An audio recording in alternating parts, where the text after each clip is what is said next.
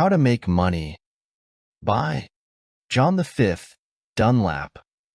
The Neighborhood Pantry.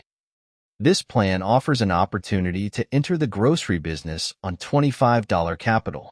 The first step is to install shelves in a closet or pantry, covering them with plain white paper.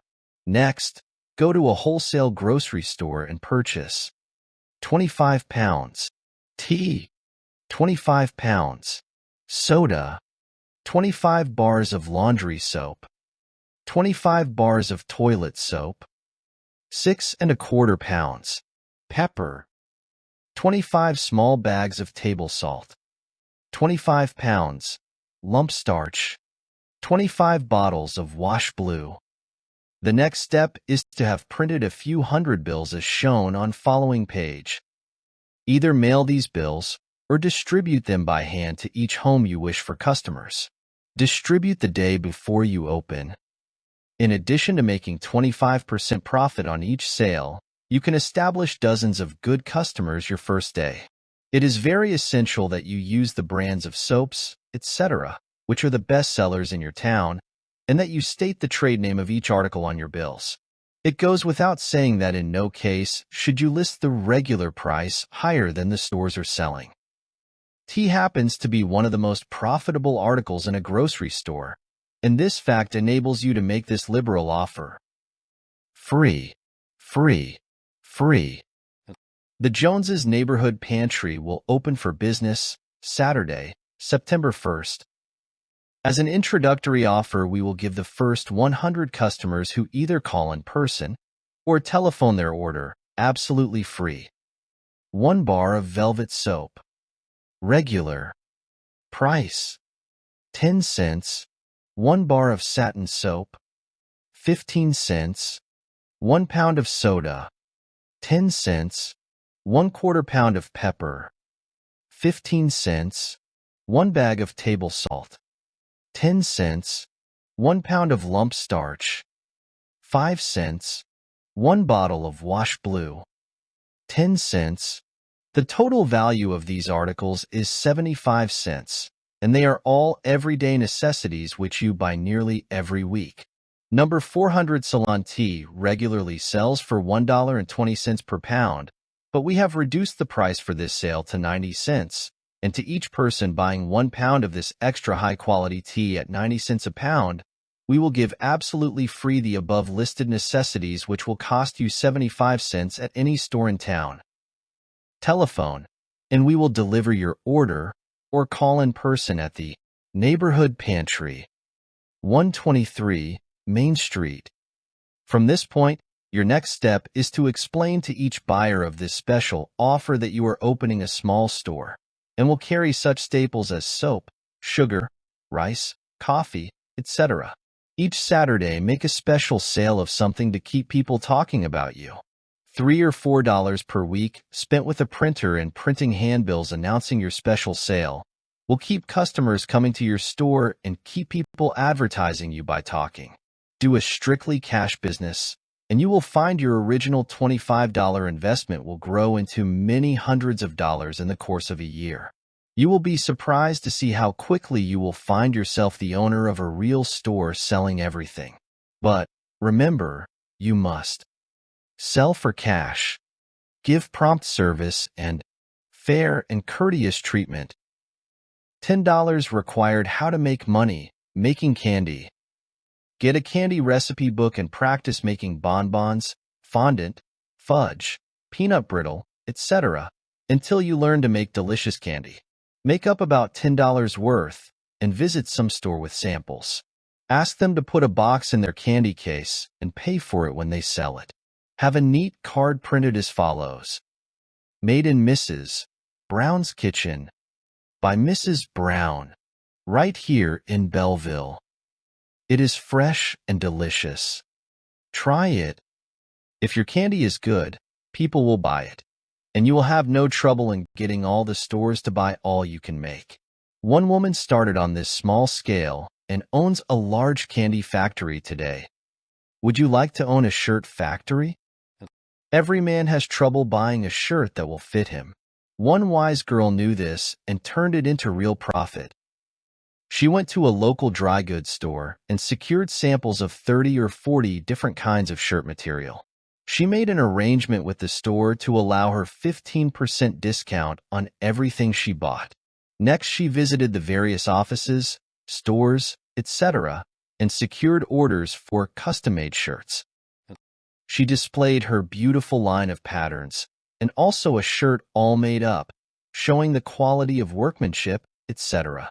Next, she took the man's measurements and he selected the pattern. She would solicit orders 1 day per week and make shirts 5 days per week. In a short time, she was receiving mail orders and telephone orders. Every man in town wanted her to make his shirts. Within a few weeks, she had employed 6 girls to help make shirts. Then she bought her material direct from the factory and received bottom prices. Today, she owns a custom-made shirt factory. Today, dozens of girls work for this little genius. Each girl has one special thing to do. Can you make neckties? To convince yourself of the tremendous profit in making and selling neckties, just get the price of a yard of necktie silk and see how many dollar neckties you can make out of it. Did you ever examine a necktie? It is the simplest thing in the world to make. Buy enough silk to make about 12 patterns. Use these for samples to show businessmen. They will sell like hotcakes. You can make 50 cents per tie profit. As your business grows, hire girls to make ties and employ pretty, neat girls to take orders. How you can edit an interesting column in your local newspaper. Go to the advertising manager of your local newspaper and buy 1 column of space to be used each day. Head the column. Bargains Betty Ross found yesterday. For women only. Next, go out on a general shopping tour. When you run across something that appears to be an unusual bargain, or something very new and attractive, tell the storekeeper you will include it in your editorial tomorrow if he cares to pay you your regular rates of so much per inch. Your description of the article will depend upon how many inches of space he is willing to pay for. Your charge per inch should be about double the amount you pay the newspaper. The value of this advertising is much greater than the average advertisement, since it appears to be a news item. Women will learn to watch for the bargains and new things you list, and it will be a genuine service to both women and storekeepers, as well as very profitable to you. Suppose you sell 25 inches of space each day at $1 per inch. The space would cost you 50 cents per inch, so you would make $12.50 per day. Bargains Betty Ross found yesterday. For women only. The Leader store has received an assortment of white voile blouses in many pretty patterns which they are offering at $2.79. I find this price about $1 lower than the regular price for this quality of blouse. The Star Furniture Company are offering small rugs 2.5 foot times 5 feet for $4 each. The patterns are excellent copies of Oriental designs and are a great bargain at this price. The Duplex department store has just received 40 models of hand-beaded crepe de chine frocks in all the latest colors, which will undoubtedly go very quickly to the wise early shoppers. Signed, Betty Ross. P.S. Telephone me at Main 246 if you desire information regarding where to buy. My services are free and I am always glad to become acquainted with my readers. Tea room and gift shop. The tea room idea has become a permanent fixture in the average town. Women look for them and patronize them regularly. There seems to be a tendency toward tea rooms of the colonial type. Read the monthly women's magazines, and you will find in most of them a column devoted to descriptions of tea rooms. Rooms. In a recent magazine, there appeared an article written by a girl who had made a tremendous success operating rooming houses. Here was her plan. She found 10 girls who were rooming at private homes and taking their meals out the same as she. She told these girls if they were willing to pay her 2 weeks' rent in advance, she would rent a home and furnish it. Each girl was to have a large bedroom completely furnished and was to have access to a well-equipped kitchen and laundry. Cabinets were provided in the kitchen for each girl to keep her food and utensils in, and a large refrigerator was also installed. which was always full of ice. 2 large rooms downstairs were furnished as a parlor and reading room. With her first 2 weeks' rent, which she collected in advance, she paid 1 month's rent for the house and made her first payment on the furniture which she bought on the installment plan. Today, she is operating 6 of these houses and is now serving meals to each roomer. How would you like to sell real estate? Read this woman's story. 2 years ago, one of our neighbors moved away unexpectedly, so did not have time to sell their house. They told me I could have all above $5,500 that I could sell it for. I put a for sale sign on the house, but made no sale. Next, I ran a small for sale one ad, but still no results. Then I had a picture taken of the house and had 2,000 handbills printed fully describing it.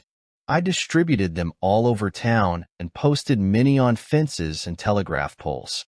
Within 1 week, I had dozens of people come to look at the house and sold it for $6,500. My total expense was $4.90. My total profit was $1,000. My advice is to go into the real estate business. Go out and find houses for sale, then make the owner a proposition to sell them. My profits this year will run over $5,000 clear. Money in dyeing. Here is a profitable business you can get into without capital. Go to your druggist and buy a few packages of dye. Experiment by coloring old clothes or rags. When you learn how to do the work perfectly, either advertise in the wanted column or solicit work by personal calls. Everyone has clothes, curtains, carpets, or something which can be made to look good as new if they were only dyed. The cost of the dyes is negligible. It is practically all profit. Kindergartens. Why doesn't some clever girl start a kindergarten of culture? In addition to the regular kindergarten course, devote 1/2 hour each day teaching the children the correct way to eat and act upon all occasions. The idea will undoubtedly be successful. For the student. In almost every town and city, there are homes where the children are just at the age to prevent the mother and father from going out to the theater, church, parties, etc. in the evening. These people cannot afford to keep a maid, but could and would pay $2 an evening to a reliable girl or woman to come in and stay with the children once a week. Why not spend $2 in want ads telling these people about your plan? It would be easy to get 6 families who would pay you $2 each per week. Monday at the Smiths, Tuesday at the Browns, etc. This is especially good for the girl who studies, since the children will go to bed by 8 o'clock and the remainder of the evening can be spent quietly studying or reading. If you live in a city, there is hardly a single firm of any size which does not have a quantity of statements at the first of each month or advertising matter to be mailed which overtaxes their regular office force. Many women and girls in the city have started mailing houses. They make arrangements with these firms to address their envelopes, sign and fold the letters, insert an envelope, seal, stamp, and mail them. It requires absolutely no capital to start this business, provided you will turn one room of your house into an office. With practice, the average woman can address 1,200 envelopes per day with pen and ink. The charge for this work ranges between $3 and $4 per thousand. The rate for folding a one-page letter is 70 cents per thousand, 35 cents per thousand for inserting it in envelope, 35 cents per thousand for sealing envelope, 35 cents per thousand for stamping, and 35 cents per thousand for mailing. Most mailing houses charge 35 cents per motion for folding, inserting, sealing, stamping, and mailing. So in arriving at a rate for a piece of work, you just determine the number of motions required. Each fold and each insert is counted one motion. As your business increases, employ girls to help you, and you will soon be operating an extensive office. Lamp shades. The actual material cost of making a silk lampshade that retails for $15 is about $5. Any girl who can sew will find making lampshades an exceedingly simple matter. All department stores sell the wireframe, and transparent silk in many colors and designs can be bought at any good dry goods store. The sales plan is this. Make arrangements with a department store or any other store who will display them to sell them on commission. For instance, you allow them $5 profit on a $15 shade. If you show good taste in selecting designs and colors, you can build up a very profitable business in a short time. There is also a constant demand for a shade made of cardboard, hand-tinted in watercolors, which makes an excellent imitation of genuine parchment. Donuts. In a Middle Western town, a certain woman discovered the secret of making old-fashioned donuts that would simply melt in your mouth. Neighbors soon learned of these delicious donuts and insisted that every time she made them, she would make a few dozen extra which they bought. She decided to go into the donut business. She rented a small place about the size of a small shoeshine parlor right on the busiest corner and equipped the window with a kettle of lard on a gas hot plate. Everything was painted white, and she was dressed in white. She fried donuts to order. Customers stood in line waiting for their donuts to fry. It proved a tremendous success. Today, she owns a large, fully equipped bakery where she bakes everything usually made in a bakery. To which of these classes do you belong? Class No. 1. Are you a stenographer, typist, bookkeeper, or an office clerk of some kind who goes to work at a certain time every morning, rain or shine?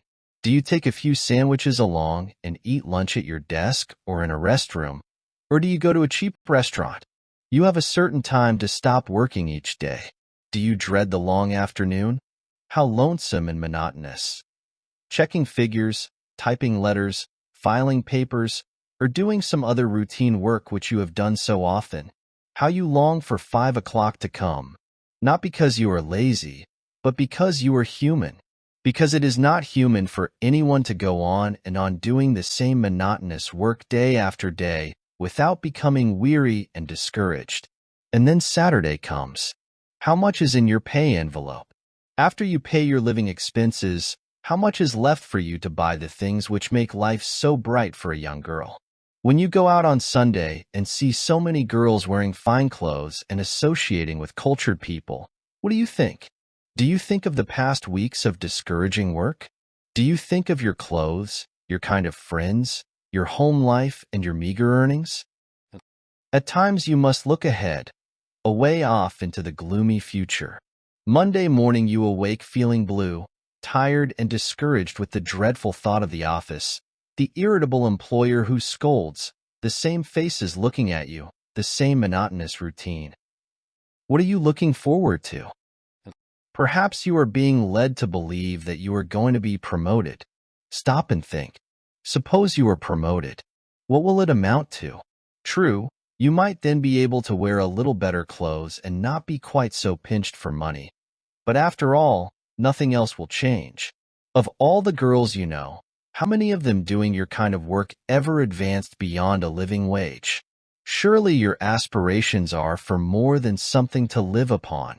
What are you going to do about it? You have 2 avenues open to you.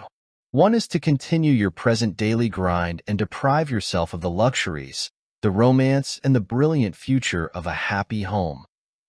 The other is to learn the things you should know in order to become successful and get your full share of the sweet things in this world while you are still a young girl and can enjoy them. This avenue will lead you to happiness, romance, and to all the niceties of life which are so dear to a young girl. Can you afford to miss this alluring future? What are you going to do about it? Read every one of the plans which we outline on the following pages. You will find one that will make the world seem brighter to you. Class No. 2. Are you employed in a factory or at some other kind of work which you hesitate to acknowledge when you meet a new acquaintance? Or are you employed in someone's home doing domestic work?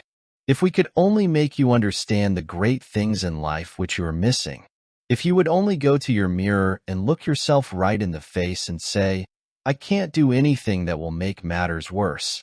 Here is a chance for me to better my position. Here is something I can do that will give me an experience which will pay up for my lack of education. It will teach me how to meet and associate with people of a higher rank. It will afford me an opportunity to enjoy all the luxuries of life which I have been deprived of. Instead of rough hands and soiled clothes, I will cultivate a clear, soft complexion. I will develop my natural beauty. I will wear the clothes becoming to a lady. I will do it. Today, right now, I will take the first step necessary to prepare myself for this new life. The first step is to read every single word in this book and then decide which plan you will select. Don't just read. Think while you read. Forget every single thing in the world but your future. Class No. 3. Are you shut up behind a counter in some store, displaying a forced smile to shoppers who say and do things which belittle you beyond endurance? Sometimes you are so irritated you feel like insulting them. How many days you have stood there when you were so tired you felt your legs would give way under you?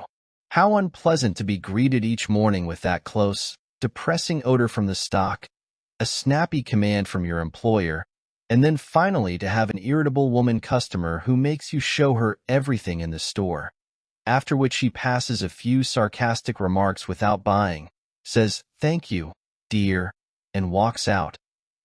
Do you remember those hot, sultry days when you stood behind the counter and thought what a miserable life you were living?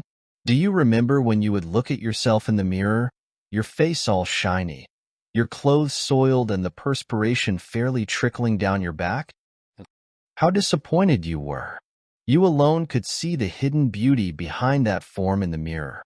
You alone could realize that your unfortunate position was responsible for these defects.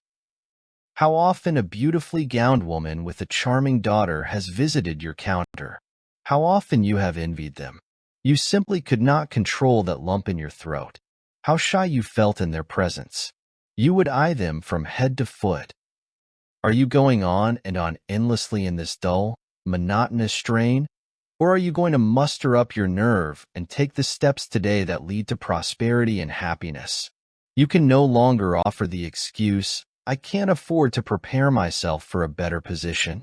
We will prepare you absolutely free. Class No. 4. Are you too proud to work? Are you one of those girls who come from a family who have tried to maintain their local social identity by imitating the practices of people with means? Have you led yourself to believe that you will be classed as one of the common herd if you engage in a commercial endeavor? Are you blindly applying 18th century customs to a period when commercial aggressiveness is a mark of distinction? Are you wasting your life away trying to make yourself and others believe that you possess an artistic temperament, when in reality you are nothing but an ordinary person with a twisted viewpoint, trying to be someone or something which you are not? You, too, have two roads open to you.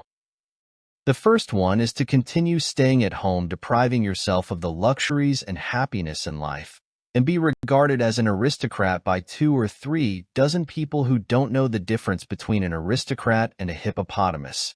And even if they did, it wouldn't make any difference. Of course, if you continue on this road, you have this advantage. You can get all your relations together once or twice each year and go back over your family tree and praise each ancestor, relating in detail his super qualities, etc., which should make all of those assembled very happy and proud. You will also have the advantage of being able to entertain new acquaintances, very much to their disgust, with the story of how your ancestors maneuvered from the time they were gallant knights of King Arthur's Round Table to the day they stepped off the Mayflower at Plymouth. If you happen to have any sense of humor, of course you will confine these stories solely to your relations when they congregate for the purpose of rehearsing these folklore epics.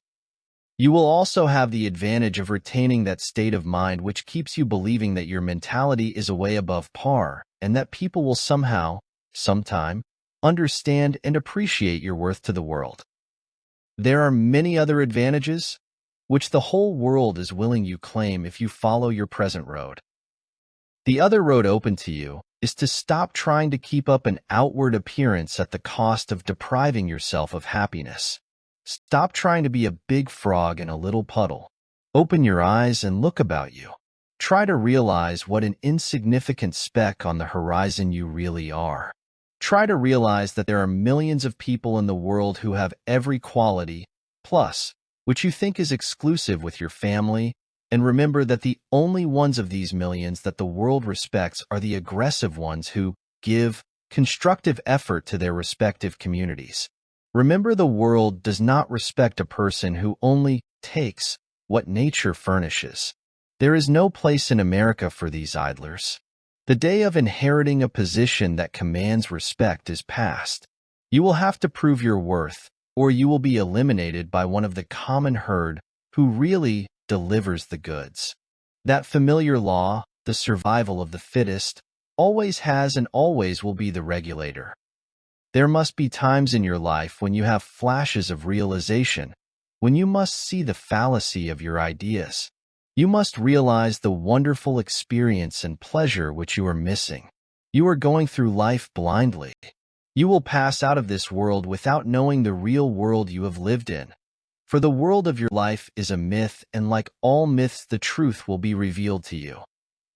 Our plan will not only bring you prosperity and plenty, but will actually pave the way for you to accomplish the higher ideals which you are dreaming about. Bury your pride. Stop living for the benefit of your friends, or to keep up a family tradition which is rendering every generation of your family weaker and poorer. Pretty soon the people who now respect you will charge your whole family as being lazy and worthless to the community. Class No. 5. Are you a young wife whose dreams have not come true? Do you sit and think of all your old friends, many of whom married young men who are progressive? Do you think of their beautiful homes, their pretty clothes, and their circle of cultured friends? You are glad they are situated so comfortably and happily, but you cannot help envying them at times. How your thoughts must wander back over your courtship days. You recall that your husband was the most promising young man of that set. You recall how all the other girls envied you when you were married. You recall how easy it would have been for you to have had almost any of the other young men. How the picture has changed. Somehow that promising youth of a few years ago has not been the success you were sure he would be. Somehow, he has fallen into a rut and is satisfied with a small salary. He has lost his nerve. He has lost faith in himself. He does not count the up and doing young men of your community among his friends. He does not keep up his personal appearance. Every single thing about him has changed so. He has no ambition to climb up the ladder of success. You alone realize and worry about this sudden change. You know what your friends are saying about both of you.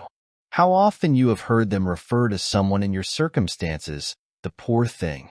I feel so sorry for her. She doesn't know anything but poverty and worry. Like all the rest, there are two courses you can follow. One will lead you to poverty and hardships, and the other to prosperity and happiness.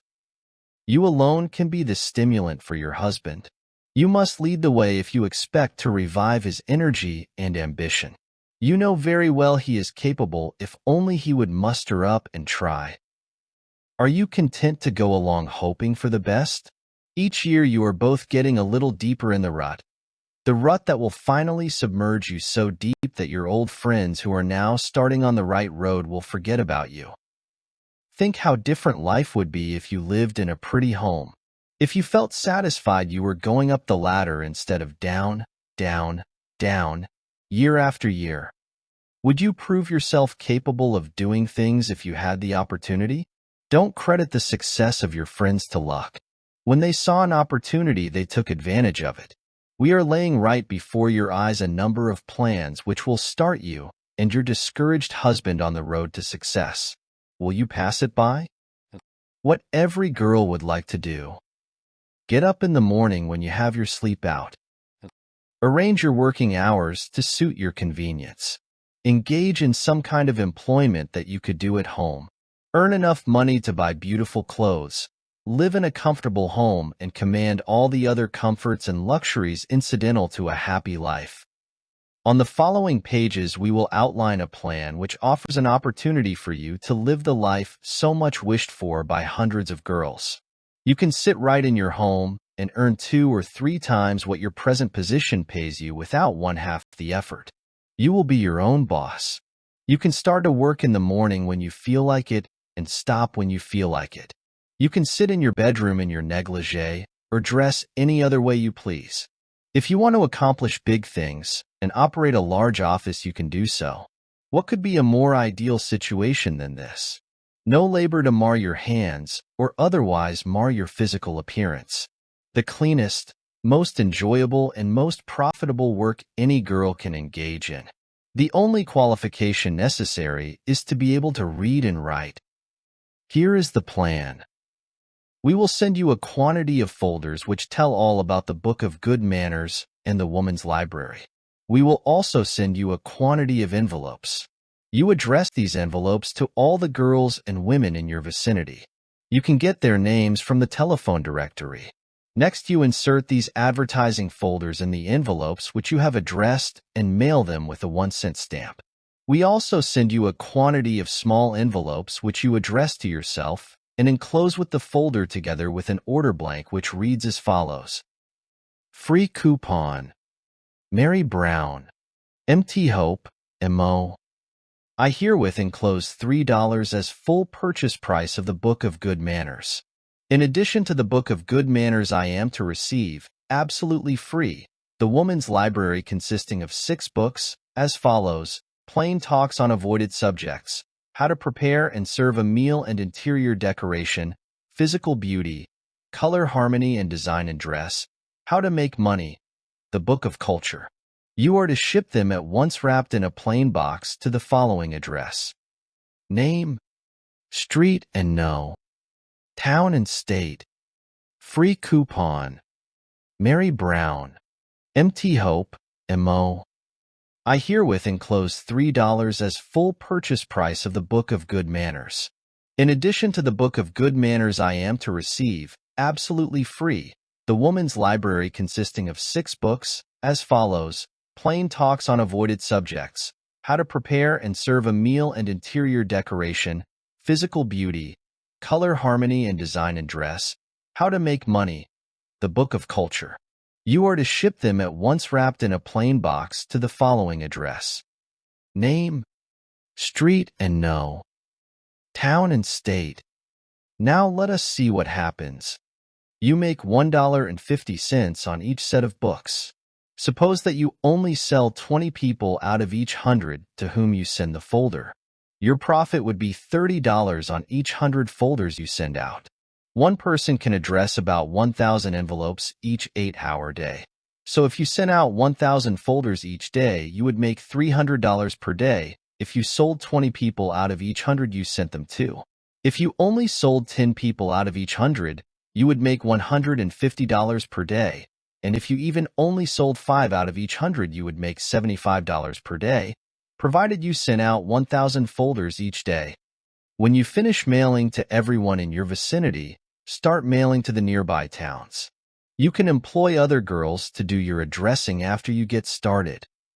What could be more pleasant than having the postman bring you an armful of mail each morning with each letter containing $3, of which $1.50 is profit to you? If you wish, you can use your own name and address. Some girls work their plans under the name of the Woman's Library and either use their home address or just rent a lockbox at the post office. If for any reason you do not want people to know who is running this plan, the latter suggestion is better. When you get started with this plan, we will furnish you with other things to sell by mail. The first thing you know, you will be proprietor of a large mail order establishment. Later on in this book, we will tell you how to get started on this plan. How fortunes are made. When you hear of someone making a fortune, you will find that 9 times out of 10 it was made by selling something. It does not matter what you are doing. You cannot go very far unless you have learned the art of salesmanship, for after all, we are all selling something.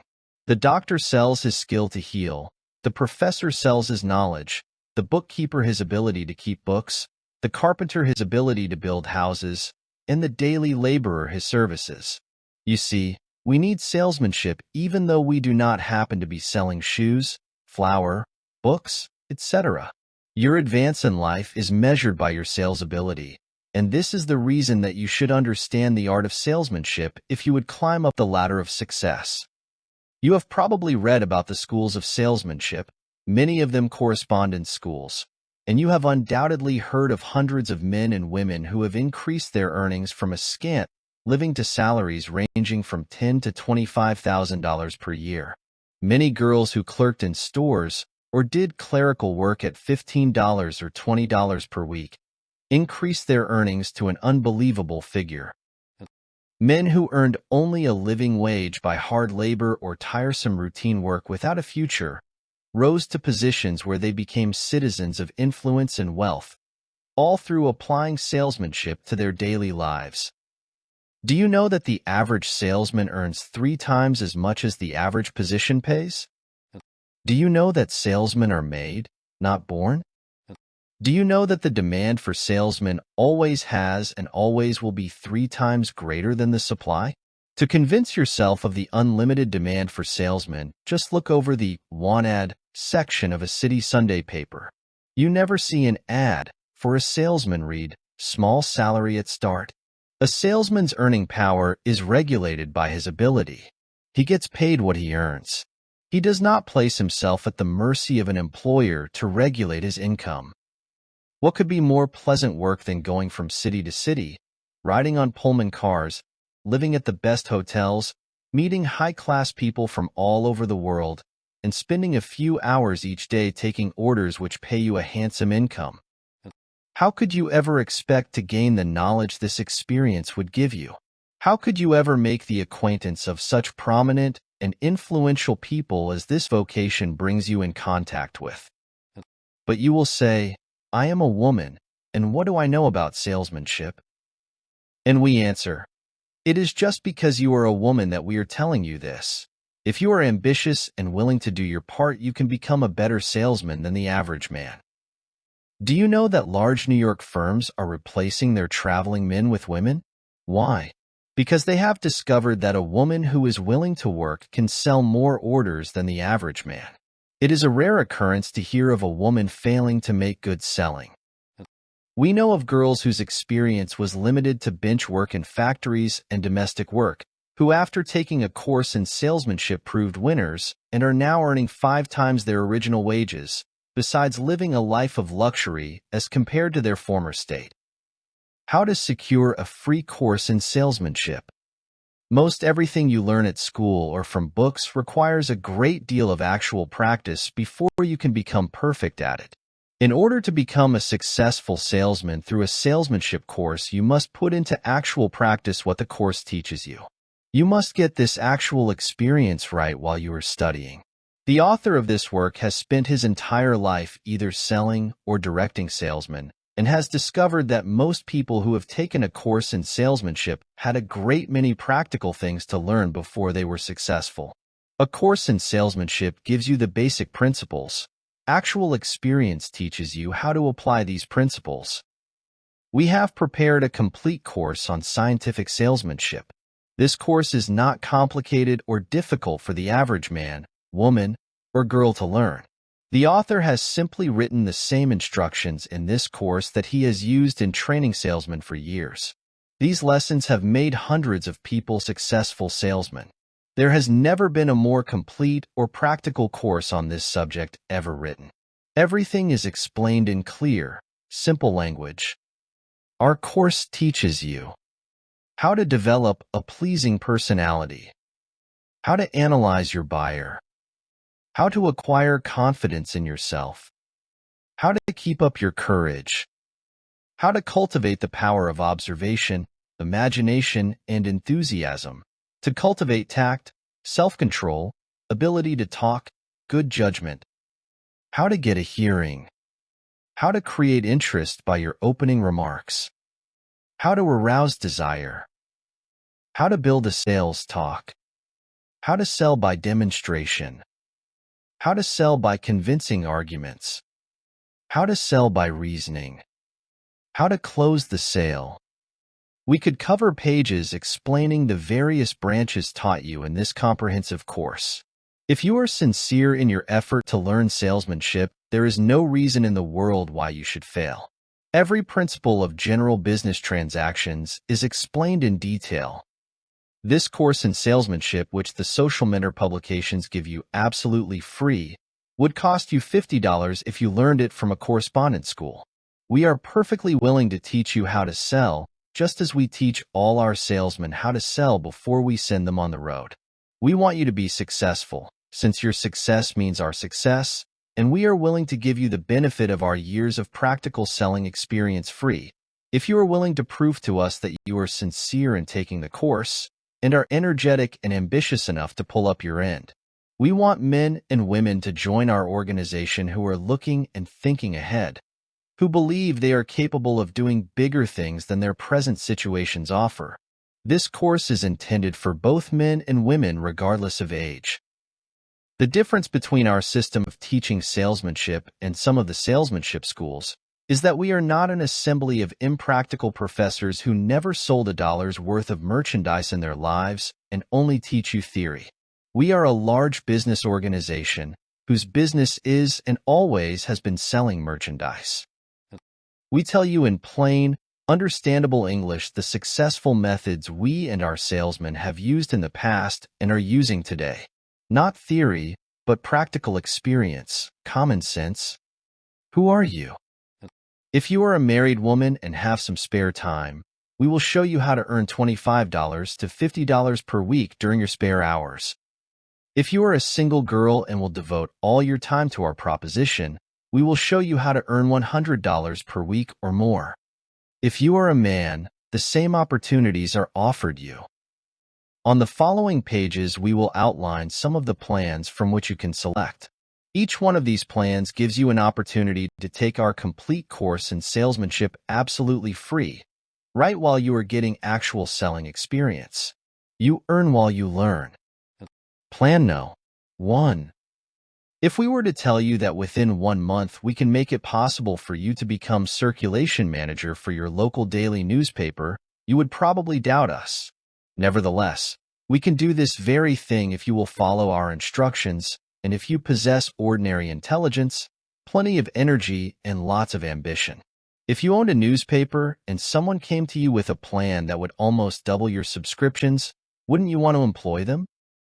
Before we tell you the details of this plan, we are going to tell you some facts about the newspaper business. Do you know that the 2 cents which you pay for your daily paper does not pay for the cost of the paper and printing? Perhaps you wonder how a publisher can make any money. His profit comes from selling advertising space. The amount they receive for advertising space depends on how many subscribers they have. For instance, a paper which has 5,000 subscribers receives $100 from a store for a full-page advertisement. Now, if they can increase the number of subscribers to 10,000, they would receive $200 for the same ad. This ad would be read by twice as many people, therefore, it would be worth twice as much to the store. Now you can see why the newspapers want to increase their number of subscribers and why they are interested in anyone who can show them how to do it. Almost every daily paper sells a 10-week subscription for $1. They will pay 35 cents each to a solicitor for getting new subscriptions and will also pay him 35 cents each for getting renewals from old subscribers, provided he secures cash in advance. Here is the plan. Go to your newspaper and make them this proposition. We have worked out a plan to double the circulation of your paper. Our plan is to give absolutely free a 10-week subscription to your paper and the Woman's Library consisting of 6 volumes, which every home needs and will buy, to each person who buys the Book of Good Manners at its regular price $3. The price of the Woman's Library is $2 per volume, or $12 for the 6 volumes. The price of the Book of Good Manners is $3, and the price of a 10-week subscription to your paper is $1. Therefore, we will give $16 worth of books and the daily paper for $3. All we ask you to do is to run a full-page advertisement in your paper each day similar to this one. Show him copy of ad which we furnish you.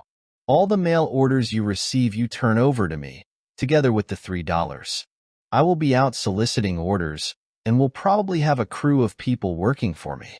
I will turn over the subscriptions to you together with 65 cents for each subscription. This gives you your regular price for a 10-week subscription after you pay your solicitor. I will furnish each subscriber with a set of books. Now, of course, it will be your business to convince the newspaper why people will want this set of books. Where does your profit come in? The complete set of 7 books costs you $1.50. The 10-week subscription to paper costs you $0.65. Your total cost of each subscription will be $2.15, and you will receive $3 for each subscription. Your profit will be 85 cents on each subscriber. Suppose that you took 20 subscriptions per day yourself by personal calls. Your profit would be $17 per day. Suppose that in addition to this, people would either bring or send 20 subscriptions each day direct to the newspaper from this full-page ad. This would give you $17 per day additional. Now, suppose that you employed 10 other people to solicit for you and pay each one of them 50 cents for each subscription, which would still leave you 35 cents profit on each subscription they took. If each of these 10 solicitors sold 10 subscriptions per day, they would make $5 each per day, and each one of them would make $3.50 per day for you. 10 solicitors would make $35 a day for you. We furnish you complete information telling how to hire and train people to work for you. We furnish a complete series of sales talks for you to use in securing subscribers. We furnish you copy to give the newspaper to use for their ads. We tell you how to go from town to town and manage campaigns for newspapers, how you can conduct 2 or 3 campaigns in different towns at once. Our course in salesmanship teaches you every phase of selling, and our course in sales management, which we also give you absolutely free, tells you how to organize, train, and manage salespeople. Before we go into the details of how you can get started in this highly profitable profession, we want you to read every one of these plans and thoroughly understand them. Would you enjoy traveling all over America? Would you enjoy sitting on the observation platform of a modern train and company with interesting people from everywhere, seeing scenic America from the Atlantic to the Pacific and from Canada to the Gulf, mountains, prairies, and cities? Who has not dreamed of this wonderful experience? Who would not enjoy living in America's magnificent hotels where the traveler enjoys every luxury which money can buy? You can claim this wonderful life if you are willing to say, "I will do it." It does not matter what your present position in life is. It does not matter how limited your education may be, provided you can read, write, and talk fair English. It does not matter about your age. It does not matter whether you are a man, woman, young man, or young girl. The only things that matter are these. You must get it out of your head that you are not capable of doing big things. You must realize that the reason you are not doing big things is that you have never had an opportunity to learn. Every successful person in the world today thought just the same things which you are thinking at some time in their lives. They had to learn how to. You must grit your teeth and start. Close your eyes to everything but success. The most difficult thing about being successful is making up your mind that you are going to succeed. Once you overcome that fear which haunts you, which holds you back, you will become master of yourself, and the whole world can't stop you. Don't let timidity, fear, self-consciousness, or what others think rule you. You know you are capable. Surely you believe in yourself, so close your eyes to these petty obstacles and work for your own future instead of to please your present associates. Here is the plan that will give you your start on a successful career. Read it. Think while you are reading how easy it would be to explain this plan to a buyer even without practice or instructions. When we put you through our salesmanship course, you will look back at the things which now appear impossible and laugh. How very easy it all is when you once understand, and how different the whole world looks to you when you are on the road to success. The dread of facing another day of routine, which is torture, of associating with people whom you dislike, of feeling dependent upon certain people for your existence. All these thoughts vanish like magic. How pleasant it is to be prosperous and successful. What a satisfying feeling it is for a married woman to be able to help her husband bear the burden. And how wonderful it is for her to have plenty of spare money to do and buy the things she has so much wished for. And the single girl. The single girl who is obliged to earn her support. Few indeed are fitted to do work that pays more than enough to barely exist upon. What dreadful thoughts hover over her. She has her choice of loneliness and poverty, or marriage at the first opportunity.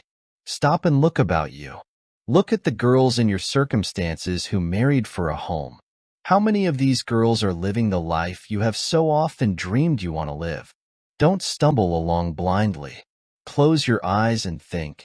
Think of yourself 10 years from now. Do you see happiness? Do you see yourself the dainty, well-groomed lady of your dream? Are you living the luxurious life and surrounded by the cultured circle you expected? Or are you shut up in a few lonely and dingy rooms with nothing but sadness and poverty as your lot? What a dreadful thought! All the things which are so dear to you, a dainty skin, attractive figure, youthful and radiant face, all changed in 10 short years. Surely you must see yourself as you will be in 10 years, slovenly dressed with a worn and tired face, rough skin and straggly hair. Nothing but poverty and worry. What a different picture you will see when you have had a touch of success, when you are no longer dependent upon others for your existence, when you no longer get up in the morning with the dreadful worry of another day of torture before you, when you no longer think of marriage as a means of securing a home. And what a difference it makes when you are successful and can afford to dress the way you have dreamed of, and can associate with the cultured young men and women you have so often envied. How different it would all be if you could afford to live in the sort of home you have fancied. This is the reward of success. And the difference between success and failure is expressed in these few simple words. I will start today now to learn the things which will make me successful. If servant girls, clerks, factory girls, stenographers, and every other kind of girls can succeed in learning salesmanship and rise from their humble positions to the top of the ladder, I too will succeed. I must succeed.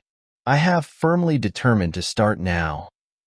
If you had bought a hat, a pair of shoes, an overcoat, and a dress, and 2 weeks later discovered that you had outgrown all of them, would you be interested in seeing someone who had a plan to sell these clothes for you and get more money for them than you originally paid? Would you listen to them?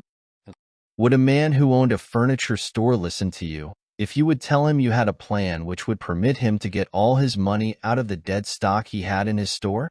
We mean such things as odd chairs, tables, rugs, etc., things which he had bought over a year ago and for some reason couldn't sell. Of course he would. He would be willing to spend 2 hours finding out how you could do it. Surely, you will not admit that you could not tell him this plan. You don't have to tell it just the way we will tell it in this book. Tell it in your own language. Tell it just as you would relate it to a girlfriend. The simpler your words, the more effective they are. He isn't interested in big, fancy words. He wants you to be yourself and tell him facts. Here is the way we would talk to Mr. Brown, who owns the furniture store. Good morning, Mr. Brown.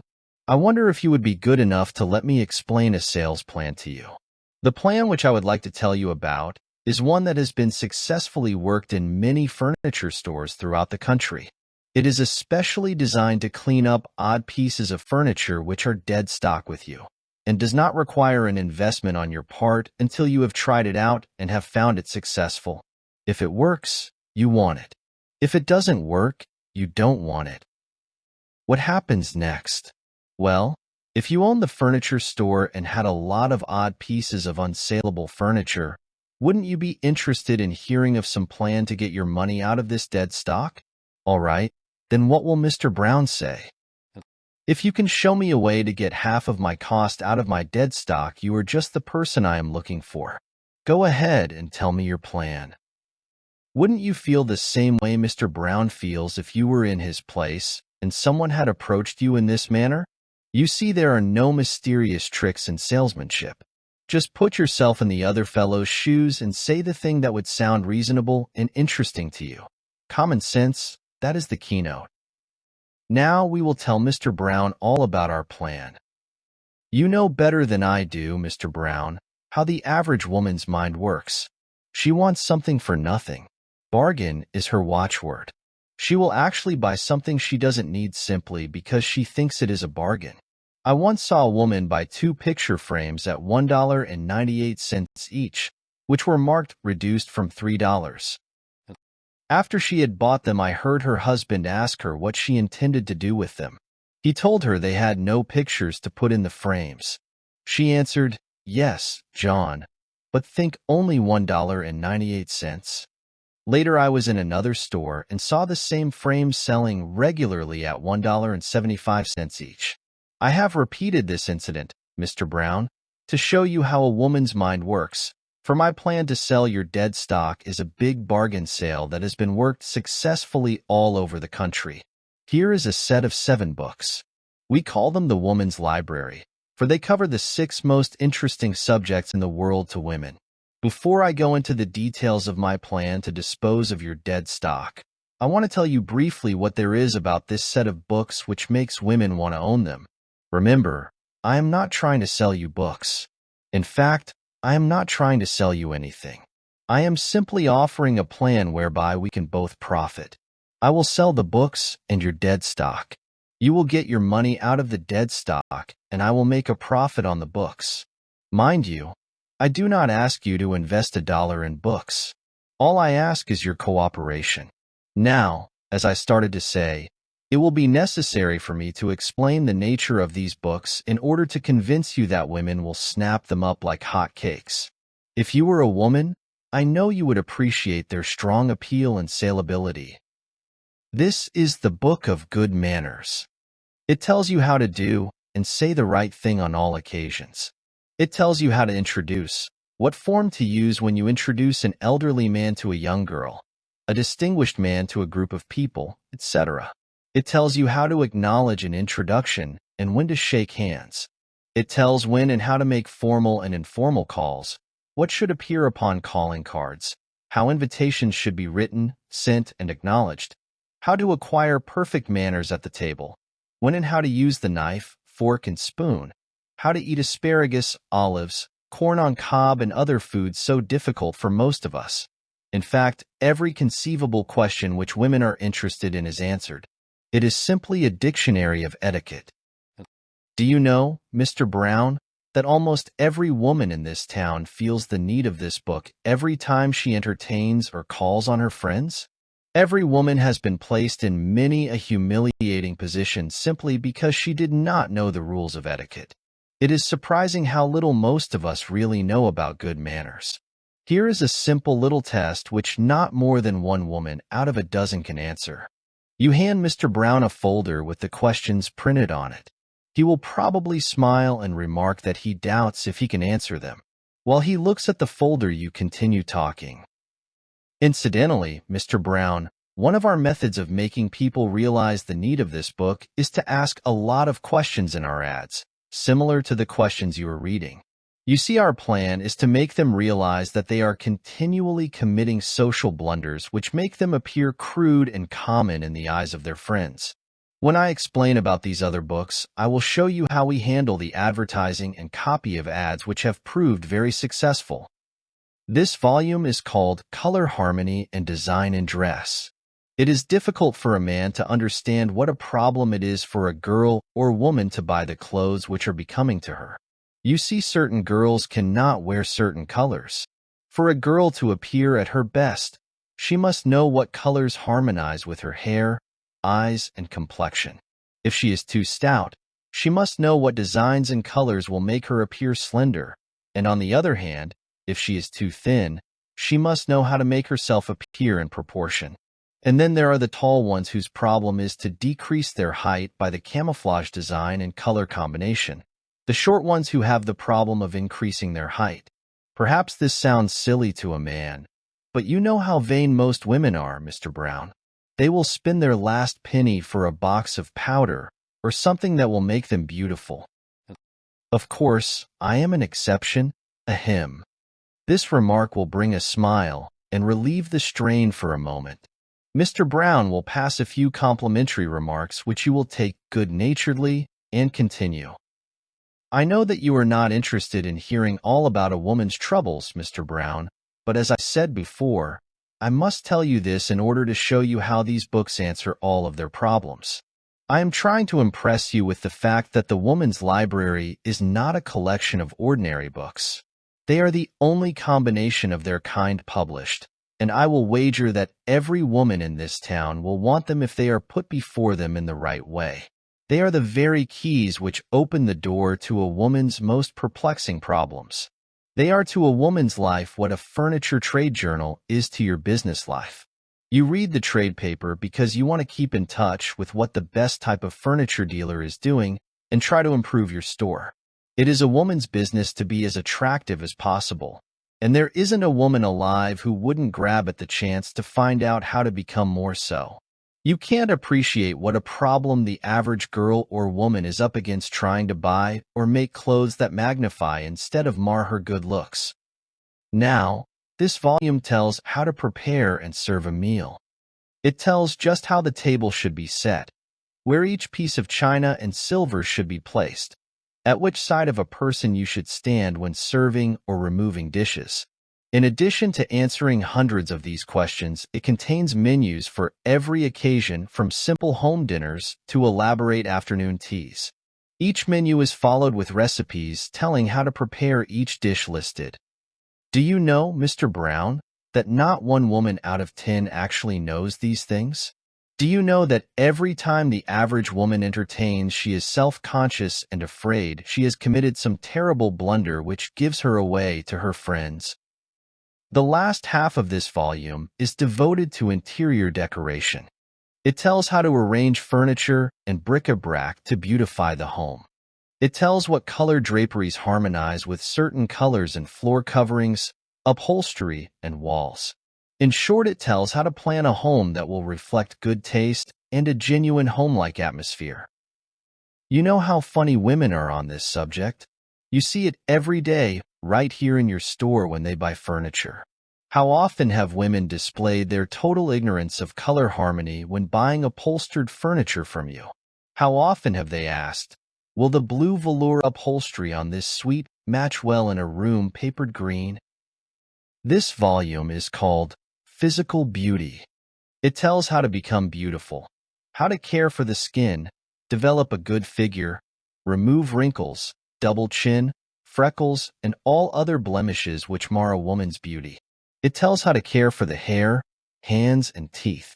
Also, home preparations which have been used by famous beauties are given in detail. It goes without saying that this volume touches one of the most tender spots in women. Avoided Subjects Discussed in Plain English is a book on sex. It outlines every single mystery of sex in plain English. I feel that the title of this volume speaks for itself. You know without me saying so what a strong appeal this subject carries. The Book of Culture contains a series of essays on subjects related to self-development. Here are the titles of the essays. Show him the book opened at the index page. This volume on how to make money gives a number of practical ways for the average man, woman, or girl to utilize her spare time profitably. Every aggressive woman is interested in ways and means of making money. Now, Mr. Brown, I think you will have to agree that this set of books is something every woman wants and will buy. Here is my plan for disposing of your dead stock. Suppose that you have a lot of kitchen tables which cost you $6 each, a lot of chairs that cost you $5 each, a lot of mirrors that cost you $4 each, a lot of rugs that cost you $7 each, and a lot of pedestals that cost you $8 each. All of these are dead stock to you. Let us make up a list of the dead stock as follows. 20 kitchen tables, your cost each $6, your regular selling price $10 each, our bargain price $9.98 each, and the woman's library given free with each table. You make the sale, collect the cash, and pay me $3 on each sale for the set of books. You will get your cost out of the tables and $1 profit on each sale after you pay me for the books. 30 chairs, your cost $5 each, your regular selling price $9 each. Our bargain price $8.98 each, and the woman's library given free with each chair. After you pay me for the set of books, you make $1 profit on the sale and get your cost out of dead stock. 25 mirrors, your cost $4 each, your regular selling price $8 each. Our bargain price $7.98, and the set of books free with each sale. You make $1 profit on each sale after you pay me for the books. 50 small rugs, your cost $7 each, your regular selling price $12 each. Our bargain price $11.98, and a set of books free with each rug. Your profit on each sale after you pay for books. 10 pedestals, your cost $8 each, your regular selling price $12.50 each. Our bargain price $12.48. You make $1.50 profit after you pay for books. Now let us see what we have done. We have turned $800 worth of dead stock into ready cash and made you $190 profit besides. We have given your customer a set of books which is worth $5 more than they paid for books, chair and all. Will they sell? Well, Mr. Brown, as I said in the beginning, I will prove to you by actual sales that they will sell. We will sell your regular customers, and we will bring you new customers who probably would never otherwise have come to your store. I have 20 sets of these books, and am willing to come to your store and help fix up your window. We can fill your window with the chairs, tables, rugs, etc., and attach a large card stating that the woman's library will be given absolutely free with each chair. In the center of the window, we will make a big pile of the 20 sets of books with an attractive sign on them. I have here copy for advertisement which you can run in our daily paper. We furnish you copies of ads to show Mr. Brown. We will sell your dead stock so quickly you will wonder how it was done. This plan, Mr. Brown, has been tried all over the country. We know it works. Now, honestly, couldn't you sit down and tell the facts just related to most anyone after you had familiarized yourself a little more with the books, etc.? You see that after all, selling goods is more a matter of common sense. When you have something good to sell and are convinced people will buy it, you have won half the battle. Suppose that you were going to sell Mrs. Jones our book of good manners. The first thing to do is to write down all the good reasons why you think Mrs. Jones should buy it, and then arrange these reasons into a short, interesting talk. Try to think of all the objections she will raise and have an answer ready for her. We have repeated the above conversation between a saleswoman and the buyer of a furniture store simply to show you that all there is to selling is, first, having something good to offer. Second, knowing all about your article. Third, explaining your proposition with simple words in the same way you think it would sound well to you if you were the buyer. Fourth, knowing when to stop talking and close the deal. You could probably explain this plan to your buyer in many different ways and sell him. Each person has distinct methods of getting results. Now let us see where your profit will come in. Each sale made would net you $1.50 profit.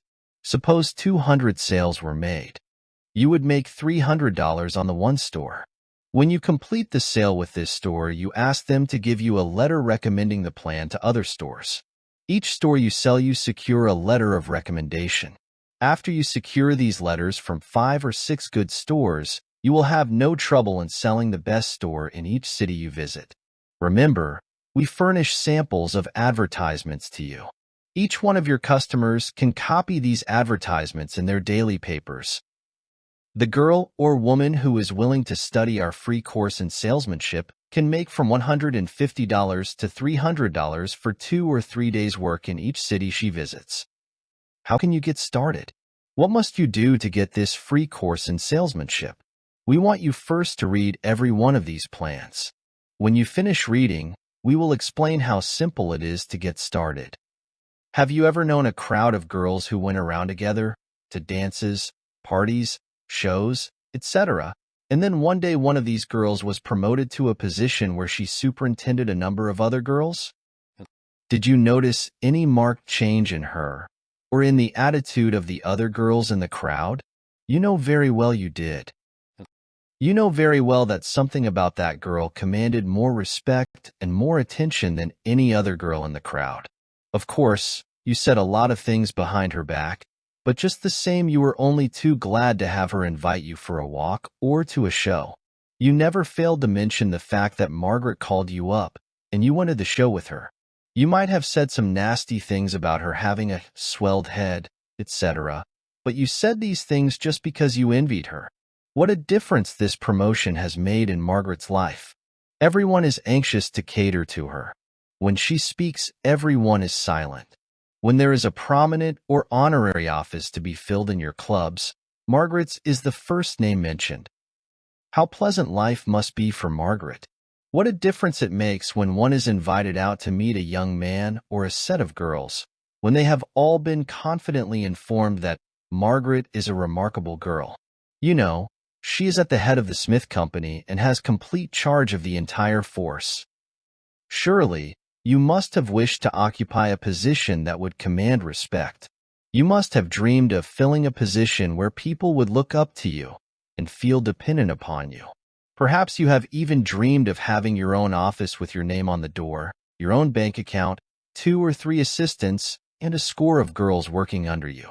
You have even thought of the thrill it would give you when your friends paid you a call at your office and saw how successful you were. Who would not be happy under these circumstances? Who would not enjoy an automobile, pretty clothes, a circle of cultured friends, and all the other luxuries which this position would offer you? If you are a 100% American girl, if you possess a drop of imagination or desire to be something more than an ordinary girl, you surely have pictured yourself managing some of the plans which we have told you about in this book. You must have seen yourself as you would appear under these new conditions. You, but an uplifted, radiant you. Yourself, but as different as the drab moth from the beautiful butterfly. For a few moments your thoughts took you to a new and wonderful world, and then you became your ordinary self again. You thought how foolish it was for you to think for one moment about doing such a thing. How could you? You didn't even know where or how to begin such an undertaking. You didn't have any experience, nor the necessary education, and besides it took money to start such things, and you didn't have any money. And then what would your friends think? And suppose you didn't succeed? And then you thought of everything you had read, and the things that seemed so simple to you when you read them, all ran together and loomed up like a huge monster. They now appear a great, big knot, and you never could unravel it. The office, the bank account, and everything seemed like a dream to you. You have allowed yourself to be carried away with the story. You were trying to live the part of the heroine. If your mind is not working about the way we have pictured it, you are indeed a remarkable girl. For 98 girls out of 100 think and act just as we have related. And this is why most girls are tied down to miserable routine work, earning barely enough to exist upon. This is why girls who are capable of making their mark in the world become discouraged and think that their ability is not appreciated. What happens? Rather than continue on these meager earnings with no prospects of advancement, they marry. And whom do they marry? They try to marry a promising young man who is making his mark in the world, but, naturally, a young man of this type is associating with a more progressive circle of friends. Therefore, they decide to accept the first offer that appears like a fair prospect of a home. What finally happens to these girls? Unless you can look ahead 20 years, you cannot answer this question. Ask your parents or a friend who has reached the age of 50 to make a list of 25 of their schoolmates. Ask them to tell you what has happened to them. How many of them are able to retire? How many are self-supporting? What kind of homes are they living in? How many of life's luxuries have they enjoyed? And they too were once pretty girls. They too were considered clever. They too dreamed of the same kind of future you were dreaming about. But this youthful dream never came true. They patiently waited for the opportunity which never came. The aggressive, successful young men whom they dreamed of married the Margarets, who had somehow dropped their old crowd and had become favorites with prominent people. Be honest with yourself. Why should you think you are so different that through some mysterious good fortune, everything will turn out all right for you? Try this test on yourself. This test will show you all your weaknesses and strong points. Actually check with a pencil each thing you can do. This will show you what your chances are for success. Go over each question thoughtfully. Don't check a single question unless you are sure you could do it. Question No. 1. Could you walk into the office of your newspaper and say, "Please insert this ad in your wanted column for 3 days"? You hand them a piece of paper containing the following ad. Wanted, girls and women to train for traveling position. Can earn from $5 to $15 per day. Call in person at once. 457 Main Street. Note: this ad will cost about $1 for 3 days. Question No. 2. The next day a girl or woman will call at your address and say that she came in answer to your ad. Could you invite her in and say, "What is your name, please? Where do you live? What are you now employed at? Are you willing to call upon homes and introduce a new library?" And then could you say, "Miss Jones, I am the local manager for the Social Minter Publications. I am organizing a crew of girls to first canvass this town and then travel all over the country canvassing each city we visit. A girl who is willing to get out and hustle can make from $5 to $15 per day besides having the opportunity of seeing the country." Before I tell you about the plan in general, I want to explain about the Woman's Library and see what you think of it. Question No. 3. After you read each volume in the Woman's Library, could you, with the aid of our course in salesmanship, explain what each book was about and why women and girls would want them? Question No. 4. Now that you have told her what kind of books make up the Woman's Library, could you continue the conversation something like this? "Miss Jones, the regular price of this library is $15. We have made arrangements to print these books in large quantities and are selling the entire set for $3. We will pay you $1 for each set you sell. The average girl can sell 10 sets per day, so you see you would earn $10 per day, and even if you only sold 5 sets, you would make $5. All that you need to do to get started is to buy 1 set of books for $2, which you will use as samples. I will tell you what street to start working on, and you bring me your orders each night. At the end of each week you deliver the orders which you have sold and collect for them, keeping $1 on each set for your profit. I am employing several other girls, but am giving each girl certain streets to work so that they will not interfere with each other. After you have all worked a day or two, we will all meet here and get acquainted. We can talk over our experiences and in that way help each other sell more orders. When we finish working this town, we will move to the next town and canvass it. You see that in addition to earning a fine salary, we will have an opportunity to see every city in the country. What happens next? She pays you $2 for a sample set of books, and you tell her what street to work and give her some order blanks. At the end of the week, you give her enough books to fill the orders she has taken, and she delivers them to her customers and returns $2 to you for each set. She keeps $1 for her profit. What is there about this plan you cannot do?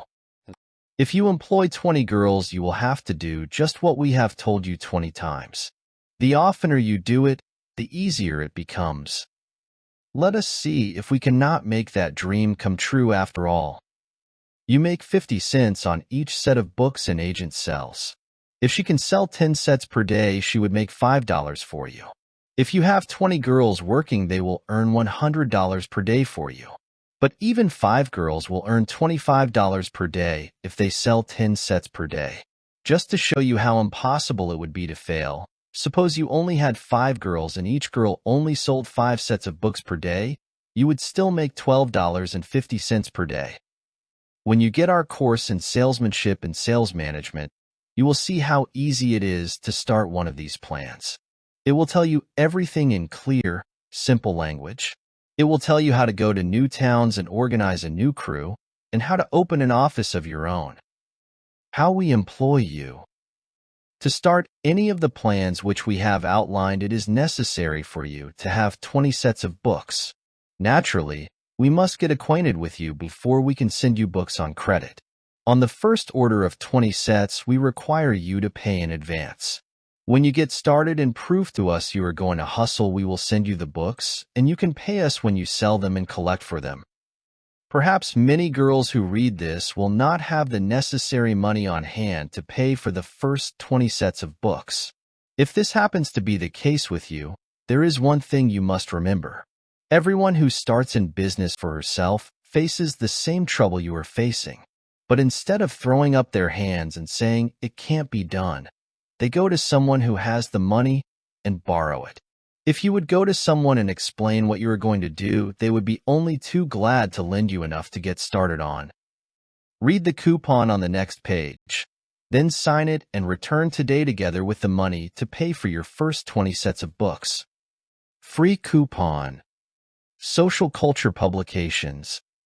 151 Fifth Avenue, New York City. Gentlemen, please send me absolutely free your complete course in salesmanship and sales management. Also bulletin which gives me complete instructions on how to sell your books. Also send me free of charge. 200 folders describing the woman's library. 200 order blanks. 200 large envelopes to mail the folders in. 200 small envelopes for my customers to return the order and money into me. Also send me bulletin telling how to start a mail order business. You are also to send me copies of newspaper advertisements and complete instructions telling how to advertise the woman's library. I am enclosing $30 as full payment of 20 complete sets of the woman's library. I will sell them for $3 per set, each set to contain 7 books as follows. The Book of Good Manners. Plain Talks on Avoided Subjects. How to Prepare and Serve a Meal and Interior Decoration. Physical Beauty. Color Harmony and Design and Dress. How to Make Money. The Book of Culture. Please ship them at once to the following address. Name, street and no, town and state, sex. The Mystery of Sex Revealed in Plain English. The Secret Questions and Thoughts of Thousands Answered in Understandable Language. This book is solemnly dedicated to set forth in clear language the conception and birth of a child, to follow the life of the male and the female from birth to maturity, explaining the causes of passion and love, to advise those whose passions and desires are stronger than their will to resist. This volume treats on every single phase of the sex question which every mother and prospective bride should know. Price: $2. The Book of Culture. In a series of essays, this volume treats a number of subjects in a very entertaining and instructive manner. Among the titles of these essays are How to Acquire Personal Charm, The True Aristocrat, The Origin of Society, Social Defects, Successful Matrons, Courtship Courtesies, Deportment of Children, Advice to the Young Girl, The Art of Congenial Conversation, How to Cultivate a Vocabulary that Will Mark You Well-Bred, Etiquette for the Businessman, The Cash Value of Pleasing Manners, Plain Talk to Women, The Art of Letter Writing, Woman's Greatest Appeal to Man. Price: $2. Physical Beauty. Compare yourself with the perfect woman. Height: 5 feet 3 inches. Weight: 137 pounds. Neck: 12.5 in. Chest: 33 1/10 inches. Waist: 26 2/10 inches. Hips: 37 8/10 inches. Thigh: 22 2/10 inches. Calf: 13 inches. Ankle: 7 7/10 inches. Wrist: 5 9/10 inches. It does not matter whether you compare favorably with the perfect woman. You might be in perfect proportion. Physical beauty tells you how to cultivate natural beauty at home without expense. It tells how to cure skin disease, develop your figure, care for your hair, cultivate a pleasing voice, acquire a graceful carriage, and restore color to your face. How to reduce and increase your weight without injurious or troublesome treatments.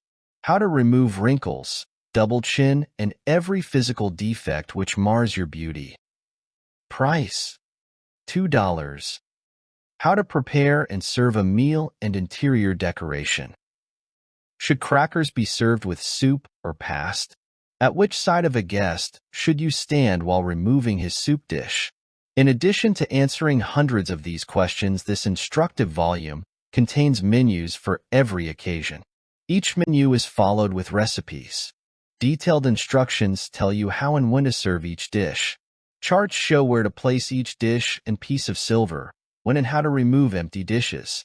It does not matter whether you have servants or whether you serve. This volume tells the conventional way to do it.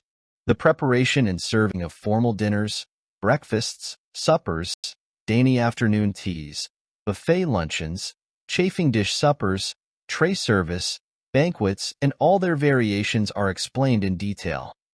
The interior decoration section is devoted to artistic taste within the home. The arrangement of furniture and bric-a-brac. The color and design of draperies, floor coverings, and walls. It tells you how to plan and maintain a perfect home. Price: $2. The Book of Good Manners. This volume is a complete dictionary of etiquette. It tells you what to do and say upon all occasions, and how to appear at perfect ease when others appear embarrassed. It also tells you how to overcome timidity, fear, and self-consciousness. How to acquire poise at the dinner table, the dance, in the drawing room, and everywhere refined people assemble. Price: $2. Color harmony and design in dress. Do you know what colors harmonize with your complexion? Do you know what designs and costumes are most becoming? These are the subjects this volume explains. It does not matter whether you are tall, short, stout, or slender, a blonde or a brunette. You will find the color and general design of the garment you should wear fully described. It tells how to conceal your defects and bring out natural beauty. It does not dictate style, but tells what lines and general designs you should avoid as well as the ones you should look for. It enables you to select only the clothes that will magnify your beauty. Price: $2.